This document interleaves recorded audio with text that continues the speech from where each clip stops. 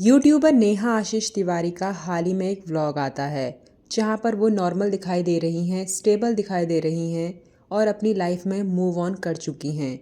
उनका उससे पहले एक लाइव भी आया था जहां पर वो ठीक दिख रही थी। तो मतलब अब नेहा अपनी लाइफ दोबारा से शुरू करना चाहती है। लेकिन जब नेहा का व्लॉग आया, उसी व्लॉग के 2 घंटे बाद 3 घंटे बाद सचिन का भी एक व्लॉग आता है और सचिन एक टोन के रूप में बोलते हैं कि लोग अपनी लाइफ में कितनी जल्दी मूव ऑन कर जाते हैं, जैसे कि कुछ हुआ ही ना हो।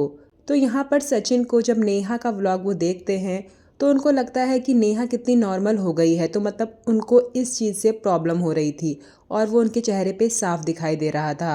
उनको लग रहा था कि नेहा अभी भी रोएगी या वही पुरानी बातों में ही रहेगी, लेकिन नेहा आगे बढ़ना चाहती है। तो इस चीज़ से सचिन को कहीं ना कहीं दिक्कत हो रही है और ये उनके चेहरे से भी दिख रहा था और उनके बातों से भी दिख रहा था। और सचिन ने ये भी कहा कि वो बहुत जल्द सारी बातें दर्शकों के सामने लेकर आएंगे। लेकिन उसी व्लॉग में सचिन ने एक और बात बोली।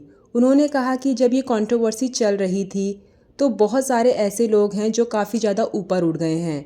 मतलब वो यहाँ पर दूसरे क्रिएटर्स के बारे में कहना चाहते हैं जिनको दर्शकों ने इन दिनों काफ़ी ज़्यादा पसंद किया है।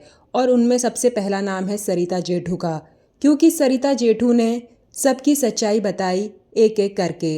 उनके 3-4 लगातार व्लॉग्स आए जहां पर उन्होंने सचिन और नेहा से जुड़ी बहुत सारी बातें बताई हैं।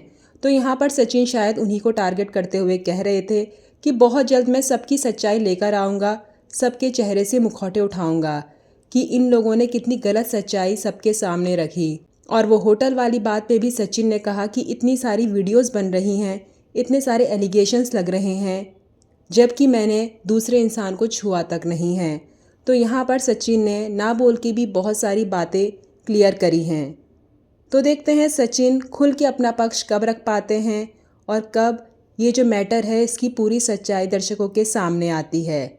लेकिन अभी तो फ़िलहाल ये लग रहा है कि सचिन और मनीषा खुश नहीं हैं, क्योंकि वो पुरानी बातें नहीं भूल पा रहे ना। आप लोगों का इस बारे में क्या कहना है, कमेंट करके ज़रूर बताएं।